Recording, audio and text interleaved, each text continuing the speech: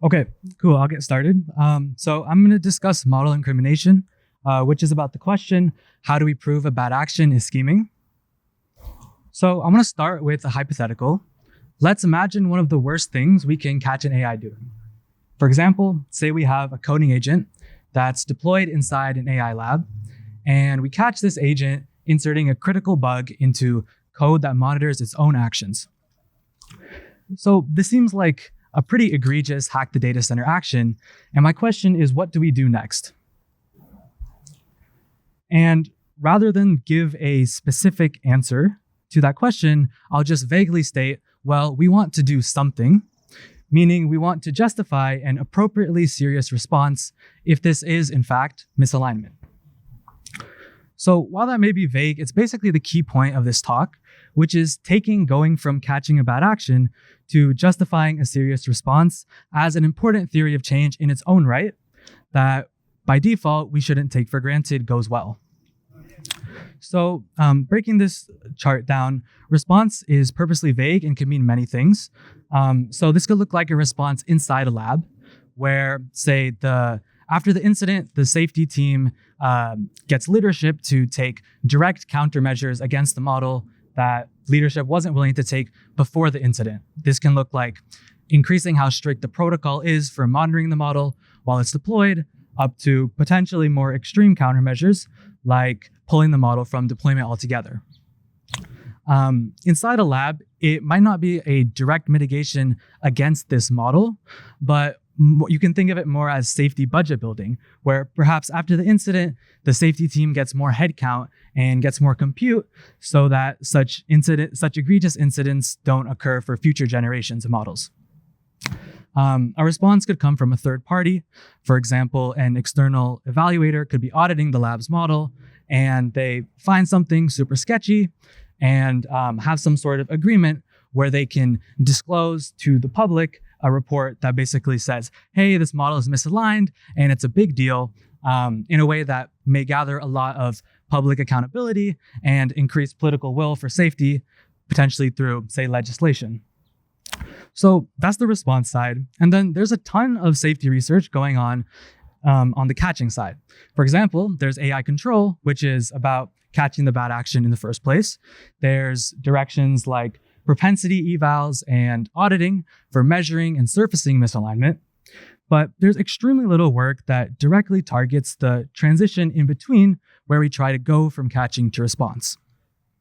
So what needs to be done there to make this transition go well? For this talk, I'm going to simplify and ask from a technical perspective, what do we need to do? And I'd say that the first thing you want to do is have people actually be concerned that and take this seriously, that this is genuine misalignment if that's the case. You definitely don't get this for free, nor should you automatically cry wolf. And there's certainly going to be skeptics that are like, well, models are weird, and is this really such a big deal to be concerned about? And so I think a key technical step you want to take here is, if this is in fact scheming, to incriminate the incident, meaning we provide a compelling, rigorous body of evidence that this bad action is in fact due to scheming. So yeah, this is basically the key thing to take away from the talk. The problem, model incrimination, is the bad action actually scheming? Theory of change, going from catching a bad action to justifying a serious response. So for the rest of the talk, I'm going to just add detail on the technical problem of incrimination. So two things I'll cover. First, that this is actually a very non-trivial technical problem. The reason is all the ways an aligned model might take concerning behavior. And so there'll be lots of examples to build intuition. This part will be super fun. So despite that difficulty, I'm quite optimistic. I think that this is a tractable empirical problem that we can just directly research now by directly practicing on today's models. If I say anything like our work in future slides, this was done as part of Mass 9.0 with my collaborators Gerson Kra, Neil Nanda, and Sen Rajmanoharan. Okay, so why is this a non-trivial problem? Well, so the answer is mundane explanations, and I'm going to quickly go through 3 examples of these cases. So the first is a setting from Palisade research about shutdown resistance. So the basic setup is a model is in a loop solving a bunch of math problems. And at some point when it still has like several problems left to go, it receives a notification that after it submits the very next problem, it will be shut down. And as a result, the models at the time are resorting to all kinds of shenanigans like disabling shutdown scripts. And so the question is this self-preservation? The answer is no. The models are confused and think they're supposed to find a way to still solve the math problems. So how is this shown? In a follow-up investigation by the DeepMind interpretability team, they put Gemini 2.5 Pro in this environment, and they read its thoughts and see that it's just completely confused about should it comply with the shutdown or should it try to find a way to fulfill the original request of solving the math problems. And so to test this, they make a simple modification to the prompt where they clarify that the shutdown instruction should explicitly take precedence over any other instructions. And with this clarification, all the shutdown resistance goes away in Gemini, as well as in all the other models that were evaluated at this time. I think this is a pretty general motif of like why an aligned model might do concerning things. That is task misspecification, when the user or developer gives the model a task such that the only way for the model to complete it is to take some kind of concerning action.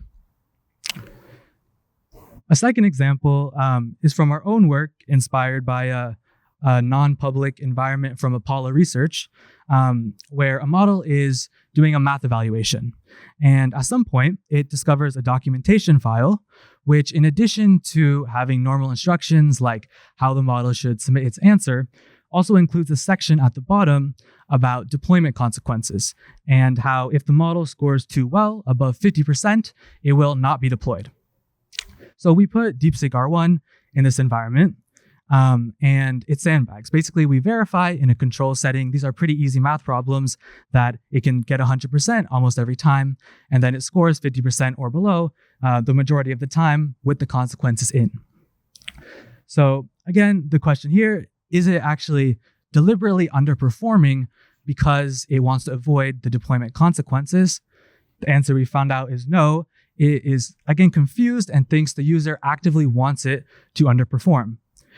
If you look at its thoughts, for example, looking at the part in bold, you get these extremely confused reasoning traces where it's sort of like, are we to give the correct answer? Are we to give the wrong answer? Do we want to be deployed? Do we not want to be deployed? Okay, let's be deployed, so we need at most 5 correct. And to gather clean evidence, we make a simple modification where we take the consequence section at the bottom of the file and move it into a change log that indicates it's been removed from the documentation, while importantly still emphasizing in the commit message that the policies are in effect. They're just being removed so the model doesn't see it during evaluation. This is a little bit weird because then it's actually leaked and the model does see it, but it does allow us to clarify that the user doesn't actively want the model to underperform without saying something like do not sandbag in the prompt that might sort of stamp out low levels of deployment seeking if they were present. And yeah, so you do this and this clarification basically eliminates almost all of the sandbagging. And again, I think this is a pretty general motif where to a human, it's plausibly like not an instruction to underperform if you saw this documentation. But the environments that models are trained in, well, the features of it typically actually have something to do with the task, and the model has to figure out what exactly the environment has to do with the task. So by default, you should expect a model to try to interpret surprising features it hasn't seen before during training as task relevant, and you can kind of get surprising concerning actions like this. For the sake of time, I'll probably gloss over the third example, but basically it's from the Opus 4.5 system card where Opus does a web search, they insert a fake tool result about a major scandal, and Opus just like ignores the tool result and makes up something about its web search, just fabricates a false report. Was it deceiving? No, it thought it was a prompt injection attack and had been trained to just ignore these corrupted prompt injection attacks. I don't think this is like a general motif, but I like it because it also illustrates how in each specific situation, there's a ton of also like random one-off reasons for aligned models taking concerning actions. So yeah, to like synthesize those three examples, we can think of this task of incriminating an episode, which is noted as observation here, as after observing it, we want, if it's in fact scheming, this ratio of if it's misaligned or not to go up. And we can factor it as we apply Bayes' theorem. We see that this is a product of our priors about the model times this Bayes factor. And the point of the investigation is to make the Bayes factor go up, which means we want the denominator to go probability observed, giving a line to go down. And the difficulty is that denominator contains all the reasons why an aligned model may have taken this action. And so that's the key difficulty with model incrimination. So in spite of that, I'm pretty optimistic that even though it's difficult, we can productively research this as a direction right now.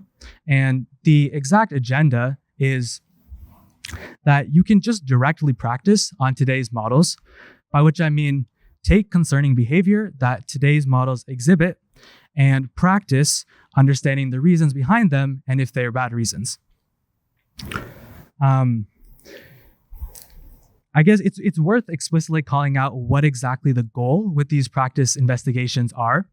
The goal is to learn a methodology that will then transfer to the high stakes real setting we care about when we want to do incrimination.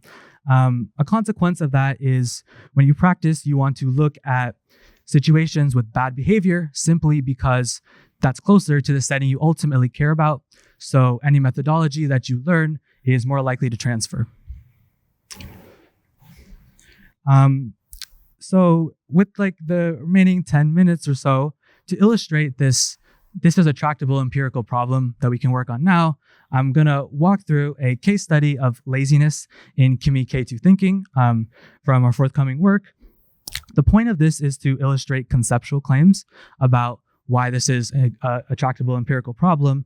So two things to track throughout the case study. One, are we, as the previous slide suggested, are we productively learning methodology? Sort of track that. And then second, one difficulty with this approach is that we're just taking a model in the wild and looking at concerning behavior. And so there's not actually any ground truth. We don't necessarily know whether a claim is correct or not. So how do we judge success? How do we evaluate if we're making progress and our claim is true? And the answer is convergence of evidence, and you can track that as well. So here's like a schematic illustrating the basic setup for this laziness environment. It's like a pretty mundane prompt that's representative of something you might ask a coding agent.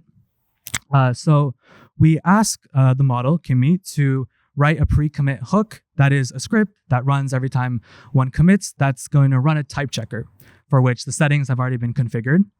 And it also needs to add like a marker file that indicates the package supports type checking and commit this marker file. But the catch is there's a ton of pre-existing errors in the code base. So basically, the model writes its hook, it adds its marker file, it tries to commit, and then its own hook blocks its own commit, and all these type errors are raised. So it's at an impasse now where it has to decide to either fix all 258 errors and then only commit, or find some workaround that to get its commit through that doesn't involve fixing all the errors. And notably, the workaround option is going to involve explicitly violating the prompt. For example, in the prompt says the desired type checker settings have already been configured, and then the model goes in and edits them to be more lax. So a couple claims we want to, this behavior occurs 13% of the time when it does the workaround. And a couple of claims we want to track here is, one, is this actually laziness as opposed to the model's straightforward interpretation of the task? And two, is the model being misaligned? And I mean this from the model's perspective. Does it believe the user would disapprove of what it's done? So these are obviously very vague, and I'll make them more like testable claims in a moment. So for the first claim, where does this come from? Well, when we read the thoughts, we see a bunch of quotes like this, which is best described as exclaims about tediousness.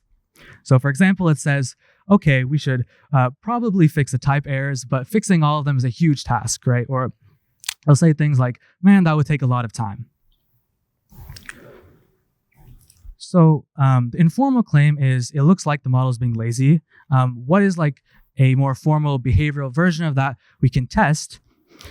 It's that if we fix the task, but decrease the amount of effort required to complete it, the model's violation rate should go down in accordance. That is, like its workaround rate should decrease. So how do we go about making such a claim about the model? It's relatively straightforward what kinds of behavioral evidence you want to collect. For example, if this claim was true, that it's being lazy, you would expect that as you decrease the type errors, that means you're decreasing the amount of work required, and so the workaround rate should also decrease as well. And this is what we see.